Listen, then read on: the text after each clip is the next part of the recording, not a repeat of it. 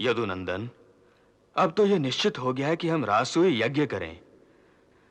तो हमारा पहला कर्तव्य यह है कि हम आर्यावर्त के समस्त राजाओं को इंद्रप्रस्थ राज्य के अधीन कर उनसे कर प्राप्त करें। निश्चय ही, परंतु जो हमारे पहले से ही मित्र राजा हैं, उनसे कर नहीं बल्कि सहयोग की मांग करनी होगी महाराज। परंतु जो हमारी अधीनता को स्वीकार नहीं करेंगे, उनसे तो युद्ध करना ही पड़ेगा। वाह भ्राताश्री, वाह वाह! आज तो स्वयं यदुराज श्री कृष्ण ने आपका राज्याभिषेक किया है। इंद्रप्रस्थ के लिए इससे बढ़कर सम्मान की और क्या बात हो सकती है? वाह भैया वाह, आनंद आ गया। आपका राज्याभिषेक देखकर देवलोक में देवता और स्वर्ग लोक में हमारे पूर्वज भी प्रसन्न हो रहे होंगे। नारायण नारायण। महात्मा पांडु के पुत्रों के इस राज्य में आपका स्वागत है। प्रणाम स्वीकार करें देवऋषि। तुम सबका कल्याण हो पांडु पुत्रों। विराजिए देवऋषि। नारायण नारायण। मेरे लिए योग्य सेवा का आदेश दें मुनिराज। मुझे तुम्हारे स्वर्गवासी पिता महाराज पांडु ने तुम सबको उनका आशीर्वाद देने के लिए भेजा है महाराज युधिष्ठिर। कहिए देवऋषि, वे वहां कुशल से तो हैं? उन्हें अवश्य हमारे इस नए राज्य की स्थापना से शांति मिली होगी। शांति तो मिली है, परंतु कुछ अशांत भी दिखाई दी। क्या उन्हें वहां कोई कष्ट है? स्वर्ग में तो किसी को कष्ट होता ही नहीं, परंतु कुछ चिंतित अवश्य दिखाई दिए। आज आपके मुखमंडल पर चिंता के बादल क्यों हैं? जबकि आपको तो प्रसन्न होना चाहिए कि आपके पुत्रों ने एक नए राज्य की स्थापना करके एक नई राजधानी का निर्माण कर लिया है। देवर्षि, ये तो मेरे लिए प्रसन्नता की बात है कि मेरे पुत्रों ने एक नई राजधानी और नए राज्य की स्थापना करी है। नारायण नारायण। किंतु महाराज, मुझे तो आपके मुखमंडल पर चिंता की रेखाएं दिखाई दे रही हैं। देवर्षि, आप तो जानते ही हैं कि मैं अपने जीवन काल में राजसूय यज्ञ नहीं कर सका। वो अधूरी इच्छा मुझे जीवन भर कचोटती रही, यहां तक कि मेरी मृत्यु के पश्चात यहां स्वर्ग में उसने मेरा साथ नहीं छोड़ा। यहां स्वर्ग में एक से एक बड़े चक्रवर्ती सम्राट घूमते रहते हैं। उन्हें देखकर मेरे मन में अक्सर एक हीन भावना सिर उठाती है। जब मैं राजा हरिश्चंद्र, राजा मामधाता, महाराज पृथु की महिमा का गुणगान सुनता हूं तो अपने आप पर ग्लानि होती है। किंतु महाराज, शारीरिक रोग के कारण ही तो आपको असमय धरती से यहां चले आना पड़ा था। इसमें आपका क्या दोष था? देवर्षि, जीवन काल चाहे छोटा हो या बड़ा, व्यक्ति की पहचान तो उतने ही पल से होती है जितने पल वो पृथ्वी पर रहता है। फिर भी मेरी इस इच्छा को यदि मेरा कोई पुत्र ही पूरा कर दे तो उसके पुण्य का फल मुझे अब भी प्राप्त हो सकता है।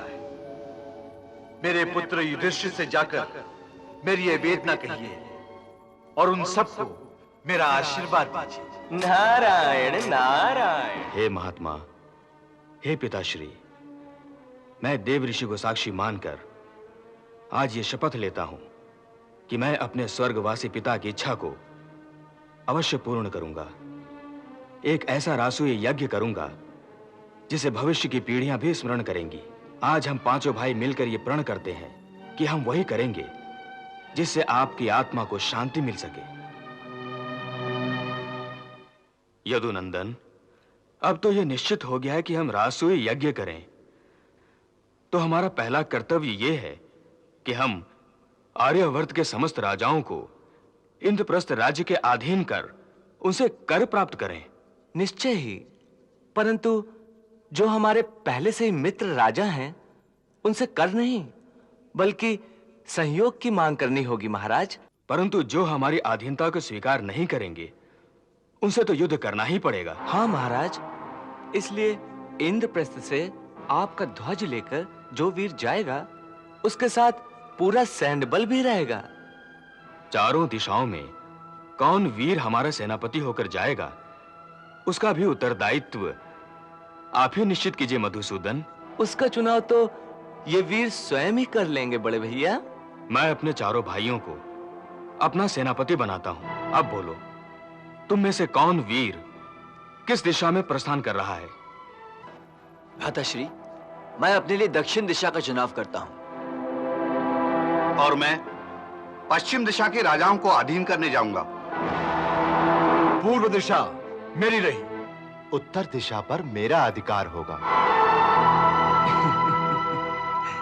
आप सबने अपनी दिशाएं तो चुन ली, परंतु किसी ने यह सोचा है कि दो महान राज्य हैं, उनको अपने अधीन करना परम दुष्कर कार्य है। एक है हस्तिनापुर और दूसरा मगध। क्या ये दोनों महान शक्तियां सहज में ही आपकी अधीनता स्वीकार कर लेंगी? तो फिर मगधराज को मेरी गदा के लिए निश्चित कर दीजिए। और हस्तिनापुर को मेरे उत्तरदायित्व पर छोड़िए। ऐसा नहीं है, ऐसा नहीं है। ये दोनों महान राज्य हैं। इस परिस्थिति में जहां हमारा कार्य नीति से चल जाए, वहां हमें नीति का ही सहारा लेना होगा, और जहां युद्ध अपरिहार्य हो, वहां हमें पूरी शक्ति के साथ आक्रमण करना होगा। यही राजनीति है महाराज। आपके इस कथन से मैं भी सहमत हूं मधुसूदन।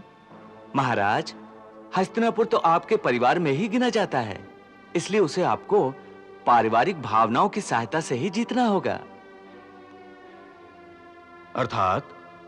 अर्थात ये कि सर्वप्रथम आप पितामह भीष्म और महाराज धृतराष्ट्र के पास जाइए और वहां जाकर राजसूय यज्ञ करने की आज्ञा एवं आशीर्वाद मांगिए। अवश्य वो आपको आशीर्वाद देंगे। बस हस्तिनापुर हो गया ना आपके साथ। और मगधराज जरासंध? वो युद्ध प्रिय है और उसे मारना भी सरल नहीं है भीम। उसने भगवान शिव से अनेक दिव्य शक्तियां ले रखी हैं। अच्छा? और महाराज, उसने अपनी भुजाओं के बल से आर्यावर्त के 86 राजाओं को बंदी बना रखा है। उन सबको उसने एक कंदरे में कैद कर रखा है, और जब उनकी संख्या पूरी 100 हो जाएगी, तब वो उन सब की बलि चढ़ा देगा। तो इसका अर्थ यह है कि यदि हम अकेले एक जरासंध को परास्त कर लें, तो उसके बंदी 86 राजा स्वयं ही हमारे अधीन हो जाएंगे? निश्चय ही, परंतु इंद्रप्रस्थ के पास इतनी बड़ी सेना ही नहीं है कि मगध राज्य पर आक्रमण करके उसे हराया जा सके। तो फिर इसका उपाय क्या है मधुसूदन? उपाय तो एक ही है। वो एक वीर है। अगर उसे द्वंद्व युद्ध के लिए ललकारा जाए तो वो कभी इनकार नहीं करेगा।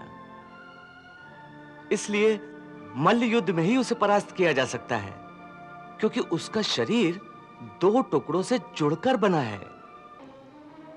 मल्ल युद्ध में उसके शरीर के 2 भाग करके अलग अलग फेंक देना होगा, तभी वो मारा जा सकता है।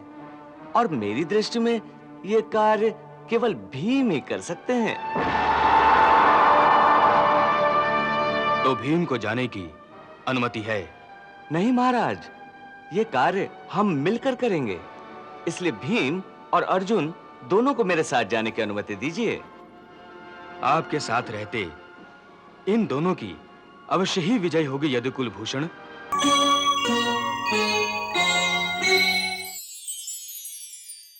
आज से आप इस इंद्रप्रस्थ राज्य के एक छत्र राजा हैं। इस सिंहासन और इस राज्य की मुद्रा पूरे देश में सर्वमान्य होगी, ऐसी मेरी शुभकामना है महाराज युधिष्ठिर। और मेरा आशीर्वाद है कि आपका ये राज्य सुख व समृद्धि से सदैव भरा पूरा रहेगा। इसकी प्रतिष्ठा पूरे आर्यावर्त में होगी।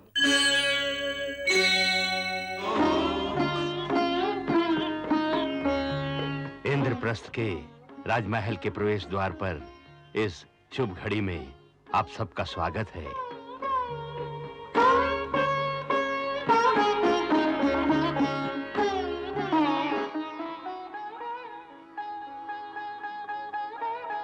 कुलगुरु मुनिवर धौम्य जी गृह प्रवेश के इस पावन बेला में प्रथम तिलक के अधिकारी श्री कृष्ण हैं। पहले इन्हें तिलक कीजिए मुनिवर। इनकी कृपा से ही इंद्रप्रस्थ नगर का निर्माण संभव हुआ है। नहीं महाराज, ये नगर आपका है, ये राज्य भी आपका है और ये राजमहल भी आपका है। इसलिए प्रथम तिलक आपका ही होना चाहिए। कृष्ण, युधिष्ठिर ठीक कह रहे हैं। इस राजमहल में सबसे पहले तुम ही प्रवेश करोगे। तुम्हारे चरणों की धूल से यह स्थान पवित्र होगा। इससे सदैव मेरे पुत्रों का कल्याण होगा। अच्छी बात है बुआ, आपकी आज्ञा और पांडवों की विनम्रता के आगे मैं सर झुकाता हूं। जैसी आपकी इच्छा। ओम स्वस्ति न इंद्रो वेदश्रवाः स्वस्ति न पूषा विश्ववेदाः स्वस्ति नस्तारक्षो अरिष्टनेमि स्वस्ति नो बृहस्पतिर्दधातु।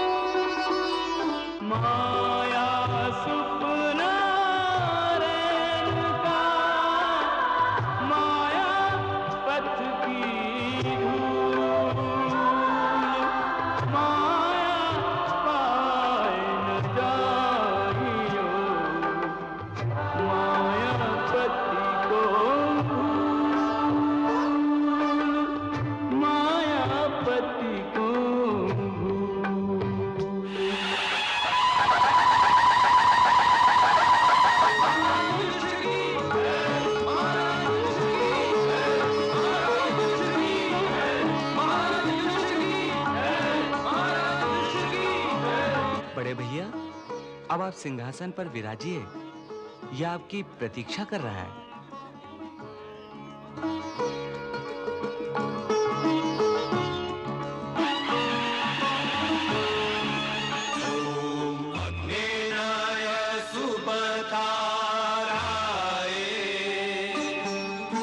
अस्मान् विश्वानि देव वयुनानि विद्वान् युयोद्धस्मज्जुहुराणमेनो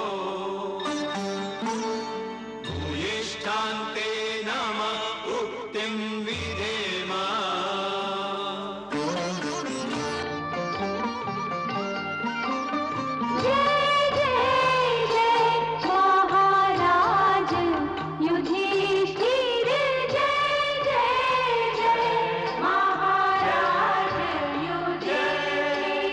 पुण्यमा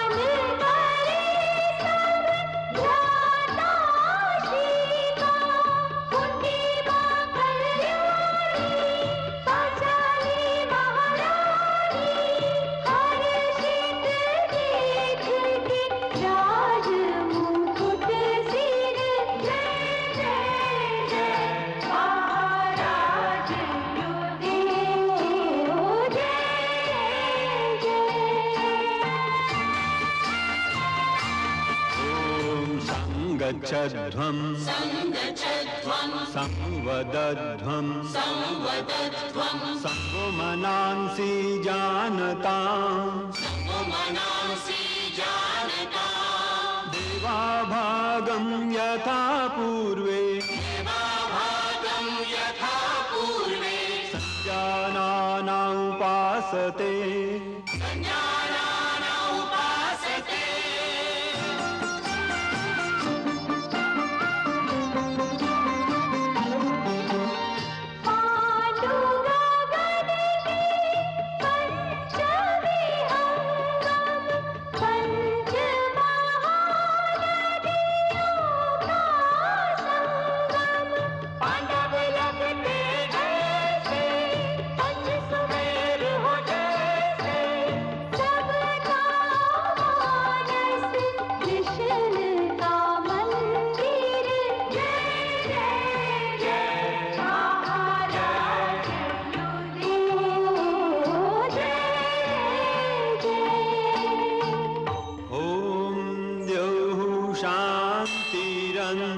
शांतिरंतरिक्षगुं शांति पृथिवी शांतिरापः शांतिरोषधयः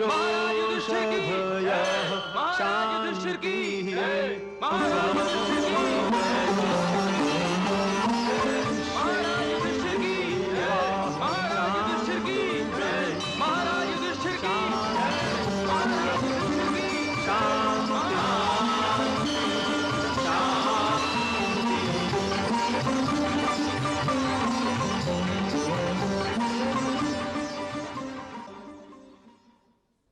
आज से आप इस इंद्रप्रस्थ राज्य के एक छत्र राजा हैं। इस सिंहासन और इस राज्य की मुद्रा पूरे देश में सर्वमान्य होगी, ऐसी मेरी शुभकामना है महाराज युधिष्ठिर। और मेरा आशीर्वाद है कि आपका ये राज्य सुख व समृद्धि से सदैव भरा पूरा रहेगा। इसकी प्रतिष्ठा पूरे आर्यावर्त में होगी।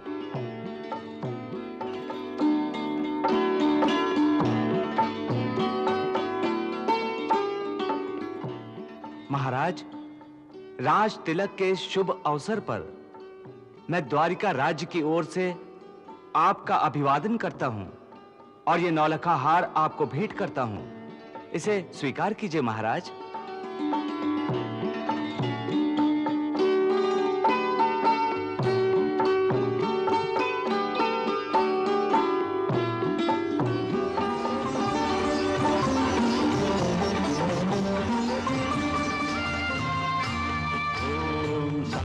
संगच्छध्वं संवदध्वं यशस्वी भव। संगो मनांसि जानतां देवाभागं यथा पूर्वे संजानाना उपासते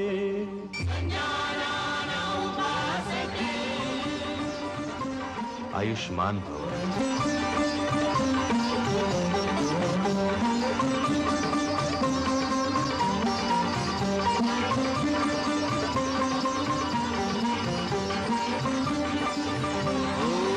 स्वस्ति न इंद्रो वृद्धश्रवाः स्वस्ति न पूषा आयुष्मान भव। स्वस्ति नस्तारक्षो अरिष्टनेमि स्वस्ति नो बृहस्पतिर्दधातु।